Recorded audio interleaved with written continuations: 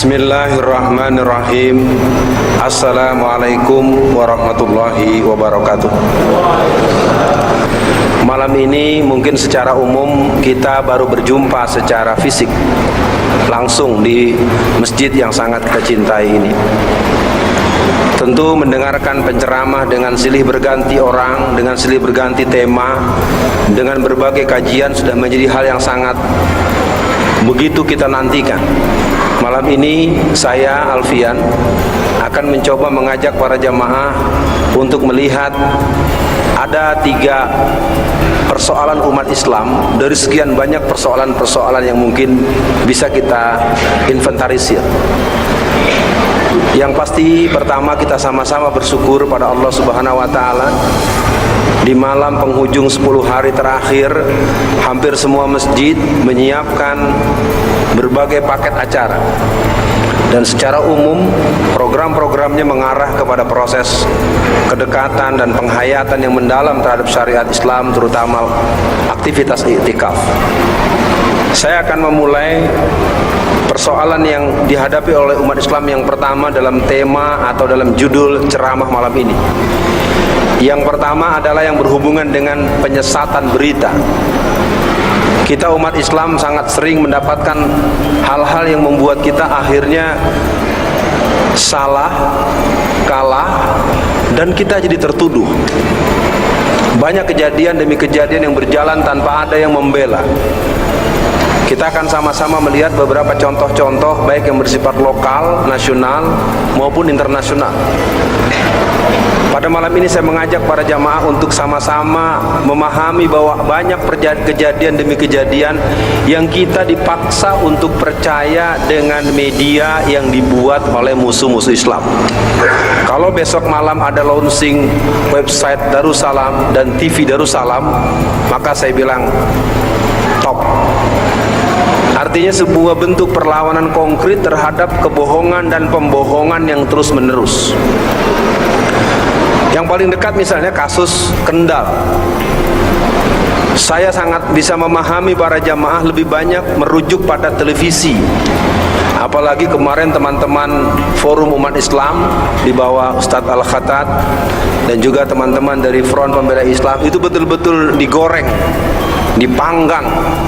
Ya, kalau bahasa Betawinya itu dikeroyok habis dalam Indonesian Lawyers Club. Ini merupakan satu fakta yang kalau kita runut lagi nanti kita akan terkejut bahwa banyak kejadian-kejadian yang sebetulnya merugikan umat Islam, membutuhkan solidaritas, membutuhkan doa dari kita. Kita malah dengan senyum sinis, kita mencibir, bahkan kita menghujat, malah kita menyumpahinya dengan sumpah-sumpah yang mengarah kepada bentuk-bentuk destruksi. Kita akan mencoba melihat beberapa kejadian. Saya akan mengajak para jamaah mengikuti atau mengingat memori sekitar 2011-2012. Sekitar bulan Februari tahun 2011, tanggal 4 Februari itu ada penyerbuan ke kampung Cikesik. Penyerbuan kampung Cikesik oleh 7 mobil yang dibawa oleh oknum-oknum manusia-manusia penganut agama Ahmadiyah.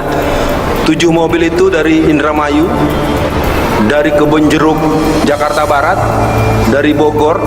Ke-7 mobil itu datang menyerbu sebuah kampung Cikesik, Pandeglang, dan kita hanya disajikan berita akibat.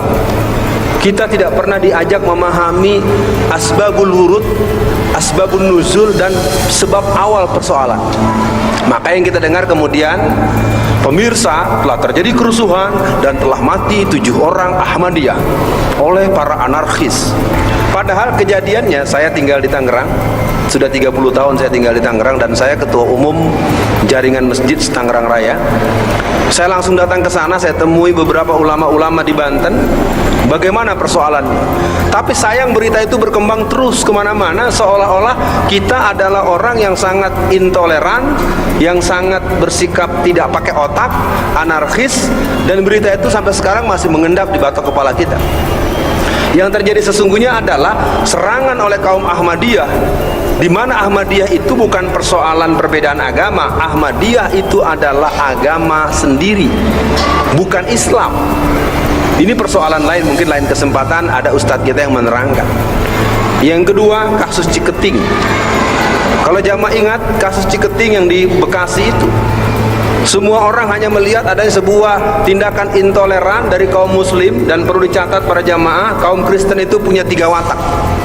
Di negeri kita itu kaum Kristen punya 3 watak. Watak pertama adalah mereka tidak pernah peduli dengan undang-undang yang berlaku. Kita boleh tengok di mana tempat mereka tuh semau gue. Yang kedua, mereka tidak peduli dengan asas proporsional. Yang ketiga, mereka tidak mau memberikan dukungan apresiasi sekecil apapun terhadap pemimpin yang berjiwa Islam.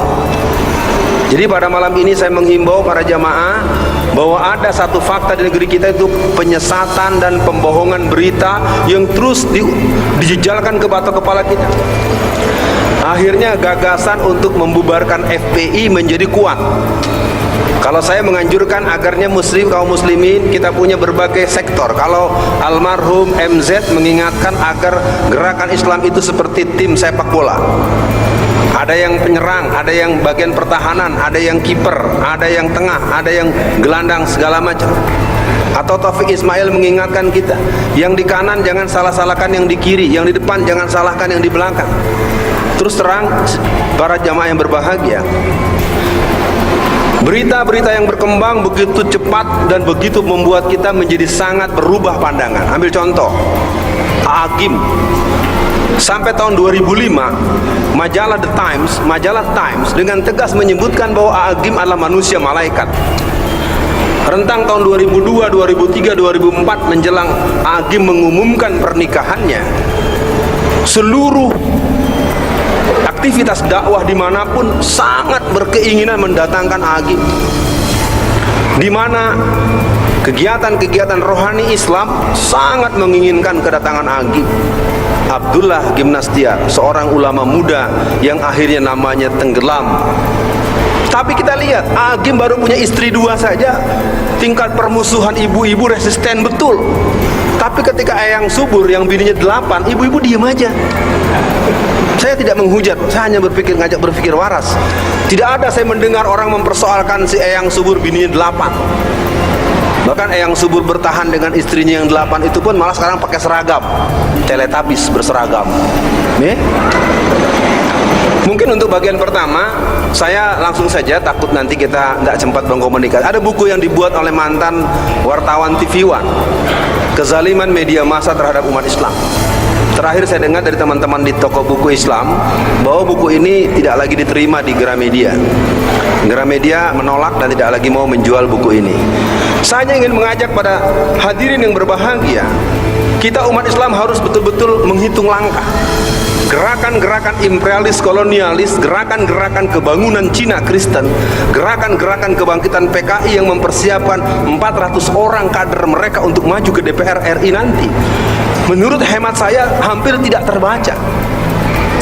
Kita hanya terus berdebat pada bagian-bagian yang sebenarnya kita bisa memberikan fungsi-fungsi profesionalisme, fungsi-fungsi kapasitas, fungsi-fungsi otoritas, fungsi-fungsi kepakaran.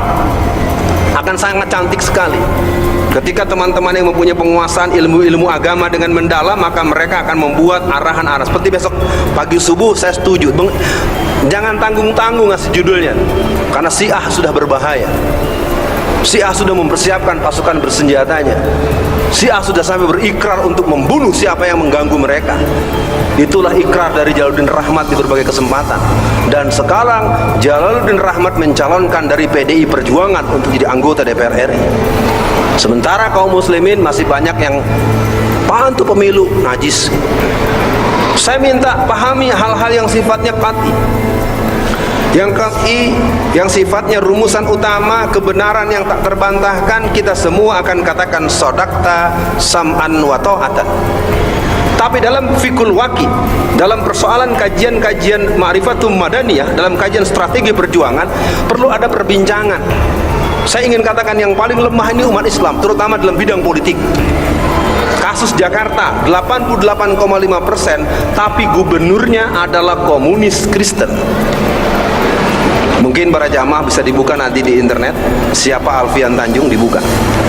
Saya adalah narasumber utama di Angkatan Darat, spesialis tentang gerakan PKI, dan pemilu 2014 mereka menyiapkan 400 kadernya untuk masuk ke DPR RI. Kelompok Islam bekelahi, yang atu bilang politik togut, yang atu demokrasi kafir, yang ini terus. Lalu kalau nanti mereka dalam semua, lalu bilang yang pakai jenggot ditangkap, yang jidat hitam ditangkap. Biarkan kawan-kawan dengan Partai Bulan Bintangnya, dengan PKS-nya, dengan P3-nya. Yang penting buat kita, wa qul i'malu fasallallahu amalukum wallahu wa rasulihi wal mu'minin. Apa sebab saya bilang begini?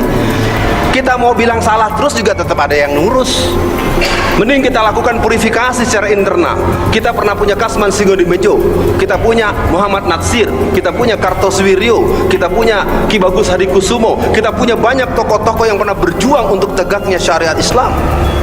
Kita punya Ahasan Bandung yang dengan kuat sekali berdebat dengan Pak Soekarno. Jadi kalau kita mau belajar dalam khasanah Indonesia, sebetulnya para ulama-ulama kita bermain pada sektornya cukup serius, dengan kapasitas, dengan keilmuan mereka yang luar biasa. Di kita itu kadang-kadang menurut saya lebih senang berkelahi sama teman sendiri. Buruh keluar sampai berurat-urat itu kalau mau berkelahi sama teman sendiri. Tapi ketika dia melihat bagaimana penguasaan tanah jalur Tangerang saja, Banten itu sedang diproyeksi Provinsi Kristen Tangerang Raya.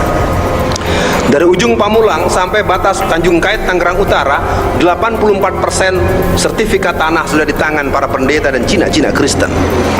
Pengembangan daripada yang namanya 3 kota emas, segitiga emas, 4 kota berlian, 5 kota intan, itu bersebar daripada Tangerang, kemudian bersebar ke Bogor, ke Depok, termasuk Cibubur kita di sini. Gerakan Kristen begitu punya skema. Menghadapi pemilu 2014, mereka menyiapkan 150.000 gereja baru. Lalu kita ngapain? Berantem terus. Yang ini enggak Islami, ini enggak nyunah, ini bid'ah, ini segala macam. Saya ingin ingatkan, tolong, kondisi kita memang tidak ideal. Saya himbau kawan-kawan, mungkin pada malam ini saya hanya ingin mengatakan penyesatan berita ini sangat banyak. Kasus lain misalnya kita lihat Ciketing, tadi belum saya tuntaskan. Di Ciketing itu ada kasus pendeta ditusuk perutnya dengan pisau.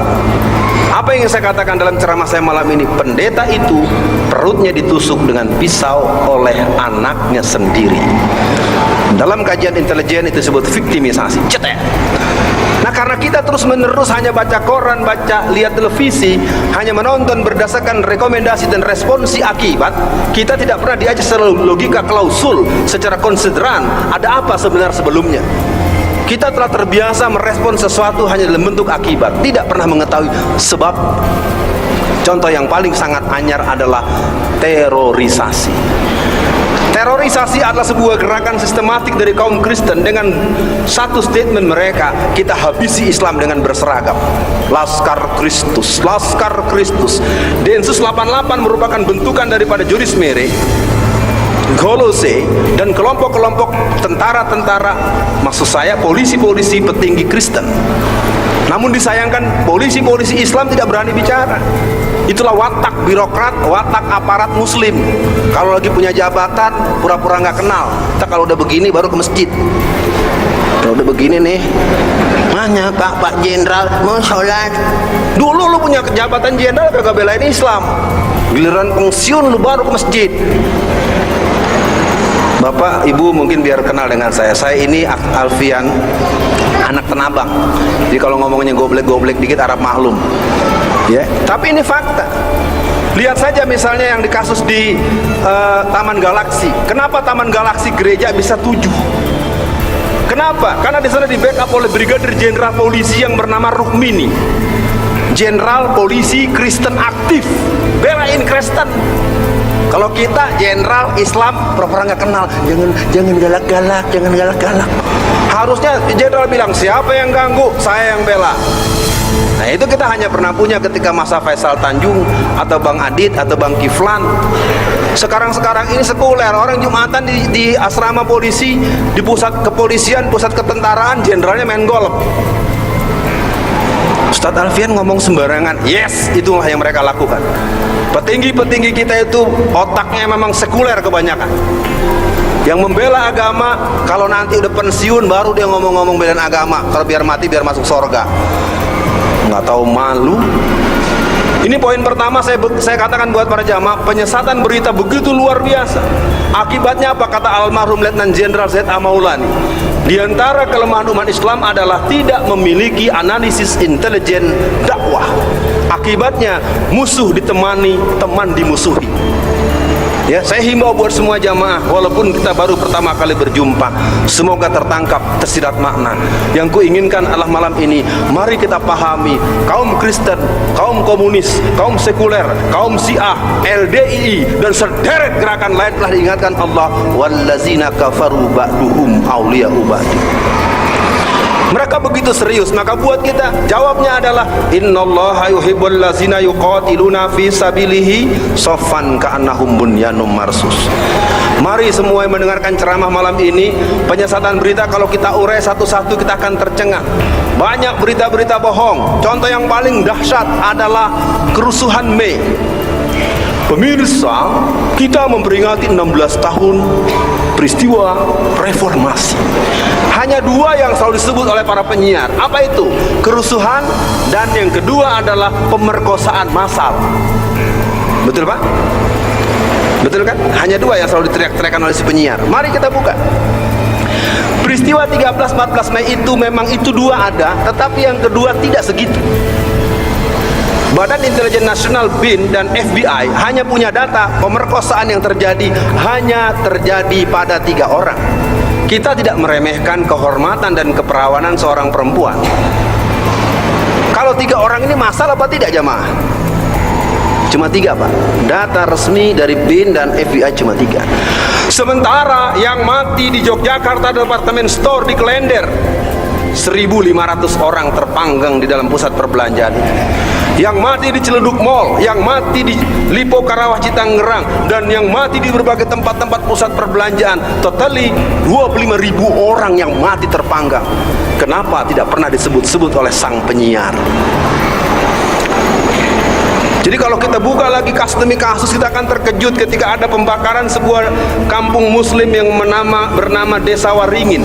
Tanggal 9 September 2011, kampung muslim Waringin, 400 rumah dibakar dan rata dengan tanah.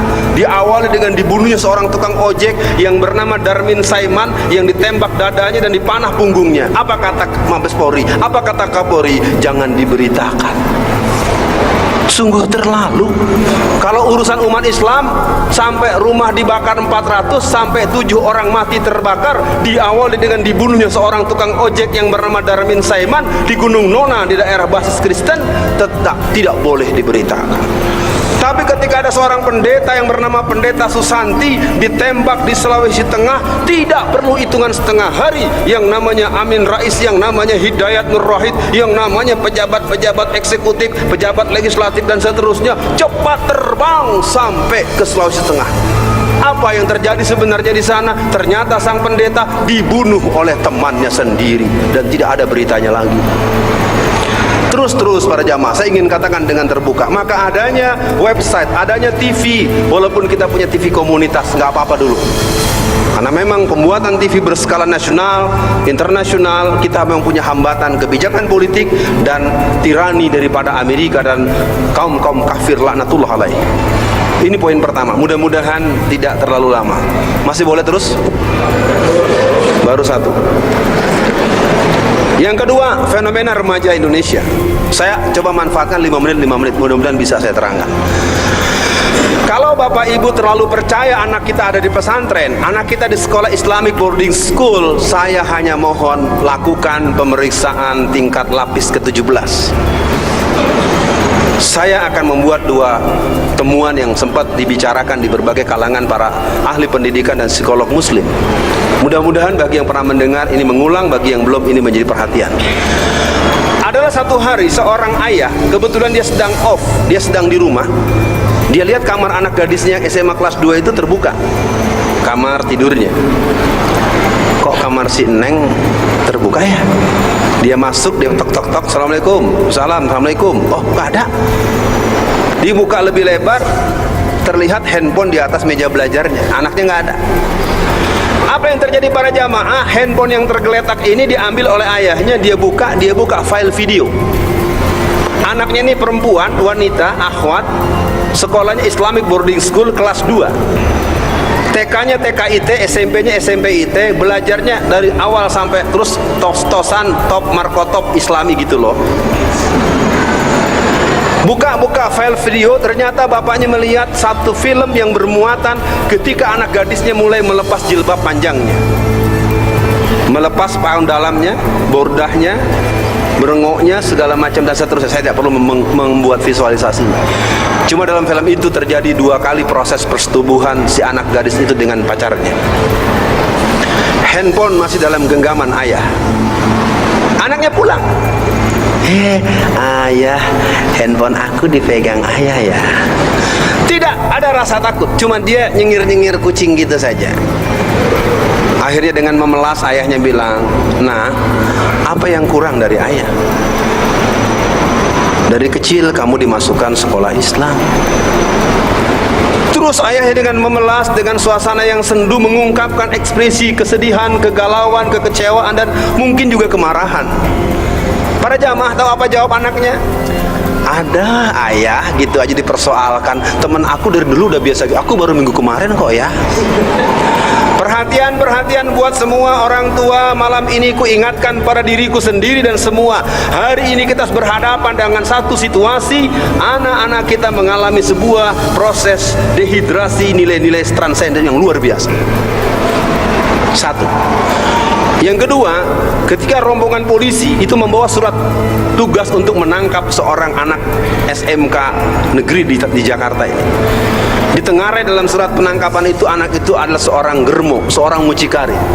SMK kelas 2, mucikari alias koordinator para pelacur. Kalau almarhum Profesor Dr. Zeka Derajat menyebutnya dengan para pezina. Jangan berikan istilah yang baik buat orang yang berbuat maksiat. Kita kan suka pakai PSK segala, keren banget. Orang berzina, orang melacur pakai PSK. Diberikan kalimat yang sesungguhnya. Ya, para pezina, para pelacur begitu. Ya. Apa yang terjadi ketika polisi datang? Ayahnya marah. Karena anak gadisnya itu kalau di rumah itu betul-betul antagonis. Di rumah itu selalu menggunakan jilbab panjang alias kadang-kadang pakai mukena buat sholat dan selalu menggenggam Quran. Ketika polisi datang membawa surat untuk menangkap, maka si anak itu begitu sangat percaya diri akan terjadi over atau proteksi yang luar biasa dari ayahnya. Marah bapaknya sama polisi. "Polisi, Anda salah bawa surat. Lihat tuh anak saya, solehat gitu. Anak pengajian pak, nggak mungkin. Maaf bapak, saya bawa surat ini mesti bukan sembarang dibuat. Ini surat hasil investigasi dan laporan-laporan yang kami buat dalam pola-pola penelusuran kasus. Boleh kami bicara dengan anak bapak?" "Adek, mohon maaf, bapak polisi mau tanya." Dia tanyakan pertama nomor telepon yang memang dimiliki sebagai nama teman-temannya. Para jamaah perlu tahu, di Jakarta ini menurut catatan Dinas Kesehatan, Dinas Sosial, dan beberapa para pemerhati patologi sosial yang cukup serius, tidak kurang dari 20 sampai 200 ribu remaja putri kita yang memang terbiasa menjadi pelacur pelajar atau pelacur kampus. Istilahnya ayam kampus. Disayang orang-orang tua banyak dikelabui dengan penampilan fisik mereka. Jadi ketika nomor telepon ditanya, dia menolak, dia melengos. Ketika ditunjukkan foto satu-satu, dia nggak mau jawab. Ketika ditunjukkan foto dia yang sedang mengantarkan temannya ke sebuah hotel, baru pucat. Bapaknya anak itu baru diborgol, baru dibawa ke kantor polisi. Dari dua hal ini saya katakan para jamaah semua, penyebabnya bukan kita ingin memarahi mereka. Mereka dirusak dari awal dengan injeksi vaksinasi dan imunisasi. Masuknya tripsin babi, anjing, dan monyet yang masuk dalam darah mereka, itulah yang membuat mereka mempunyai resistensi negatif terhadap berbagai persoalan. Yang kedua, game online yang selama ini mereka mainkan merusak sistem otak permanen mereka. Jadi gerakan-gerakan yang ada, film-film, tayangan-tayangan, kalau kita mengikuti, mengapa muncul geng Nero yang sadis, mengapa muncul kelompok anak geng Prangpang, Gerang Pang, itu saya punya pengalaman langsung melihat dan saya cukup trauma. Waktu itu saya khutbah Jumat di Masjid Asy-Syukur di Permata Hijau. Kebetulan agak kecepatan saya sampai, lebih cepat dari jam khutbah. Jam 11 saya udah sampai. Akhirnya saya santai-santai, jalan tidak terburu-buru, sampai di halaman masjid. Saya lihat satpam sedang marah-marah. Rupanya satpam sedang mengomeli, memarahi seorang oknum anak pang. Apa tau pang ya? Yang hitam-hitam gitu, yang rambutnya jegrik-jegrik gitu kan. Nah, lagi kencing, lagi buang air kecil di halaman masjid. Kan satpam marah, "Dek, jangan buang, itu kan najis, buang kencing sembarangan di situ."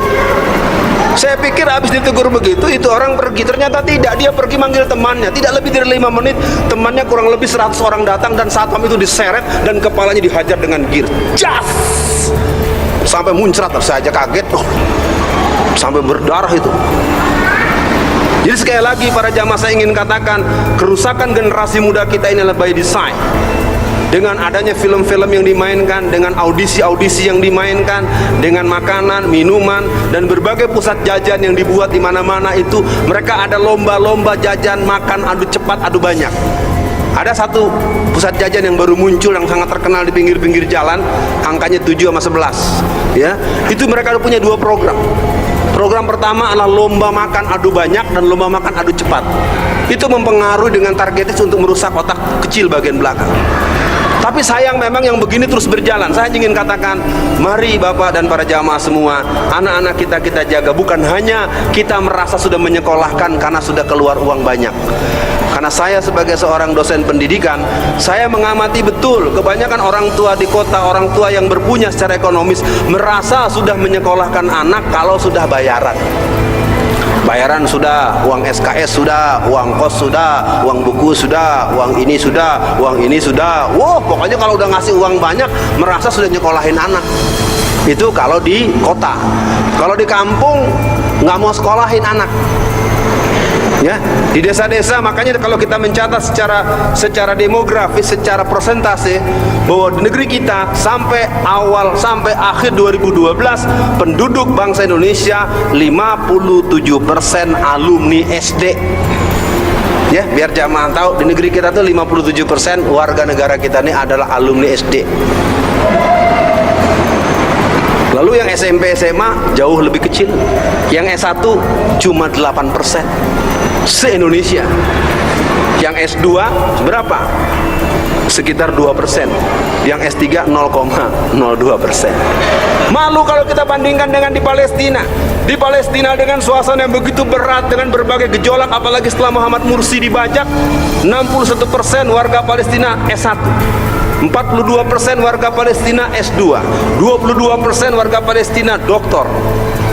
Luar biasa. Di kita tidak seperti itu. Maka yang terakhir, saya ingin mengingatkan buat para jamaah, urgensi prioritas umat, saya pikir ada 2 yang mungkin harus dicarikan waktunya nanti, membahas tentang peran politik, sejarah perjuangan politik, dan peran bisnis, dan bagaimana melahirkan generasi-generasi yang punya mental bisnis dan proyek bisnis yang full Islam. Bukan lalu mendadak jadi konglomerat, tetapi masih jadi anteknya si Soros. Karena saya masih mengamati beberapa konglomerat kita itu tetap aja jongosnya Soros. Duitnya memang triliunan, duitnya memang banyak, tapi bukan untuk kepentingan jihad Islam. Kita perlu generasi-generasi yang mempunyai kekuatan ekonomi bisnis yang kuat, dan itu tentu bukan saya ahlinya. Tapi mungkin yang kedua, soal politik, saya himbau buat para jamaah, jangan memandang remeh konstelasi yang sedang terjadi. Ketika Wiranto sudah mengumumkan dengan Haritanu, itu isyarat daripada jaringan One China. Hasil pertemuan para pengusaha Cina di Singapura per Desember 2012, mereka menyatakan menyiapkan 500.000 triliun untuk memenangkan seluruh kader-kader Cina untuk menjadi gubernur, menjadi wali kota, menjadi bupati. Lalu kelompok Islam masih terus ngomong ini togut, ini kafir, otak kepake. Harus bicarakan antara yang idealisme, dasain, dan dasolen. Kalau memang saudara-saudara yang mendengarkan ceramah yang akan saya tutup ini ingin memenangkan Islam, pilihan kita memang banyak. Kalau mau serius, mari kita siapkan pemimpin yang memang ketika disebut namanya, maka tumbuhlah cinta kita kepada dia. Yang kedua, kita mesti punya pasukan bersenjata yang bisa mengalahkan TNI dan Polri. Kalau nggak bisa, jangan ngomong dulu. Ntar kasihan kayak si Mursi itu, udah setahun dicoplok lagi. Ya, yang ketiga, mesti punya dana unlimited yang nggak pakai minjem lagi sama tetangga, sama orang lain. Ya, kalau belum bisa punya duit yang unlimited untuk berjuang Islam, nanti dulu, jangan kenceng-kenceng ngomongnya. Yang keempat, mesti punya media yang dirujuk oleh seluruh umat Islam. Ya, Dan yang kelima, kita mesti punya akses internasional yang akan mengamini kalau kita memproklamasikan negara Islam Indonesia. Kalau yang ini belum bisa, jangan kenceng-kenceng ngomongnya. Maka saya himbau buat para jamaah kita, umat Islam, pilihannya adalah mari kita bertumbuh di tempat masing-masing. Besarkanlah diri kita, luruskanlah niat kita. Marilah kita mengatakan bahwa kita umat Islam memang tidak dalam posisi yang cukup enak. Kita selalu kalah, disuruh jangan diskriminasi, tapi kita didiskriminasi. Ada dua contoh. Siapa yang bekerja di BCA, siapa yang bekerja di bank-bank asing, pasti gajinya beda dengan pegawai yang non-muslim. Silakan periksa. Dikit lagi nih mau malam takbiran 10 malam lagi. Nanti akan Polda akan kasih pengumuman, nggak boleh takbir keliling. Tapi giliran Cina kafir itu barongsai keliling dari Pamulang sampai Pantai Indah Kapuk. Ya aneh kan? Dia cuma 2%. Cina kafir itu cuma 2%, tapi dia dikawal oleh polisi sampai kemana-mana. Giliran kita mau takbiran kagak boleh. Memang secara ajaran tidak ada ajarannya. Sama dengan Kristen, kalau lagi Natalan kita jadi seolah terhina. Semua gereja ada polisinya. Kalau gereja besar ada tanknya. Mau perang nih polisi, ya seolah-olah nih ingin dibangun citra secara internasional bahwa orang Kristen itu tidak aman dari orang Islam. Itu sebuah kejahatan-kejahatan yang memang dimensinya adalah permainan daripada media massa.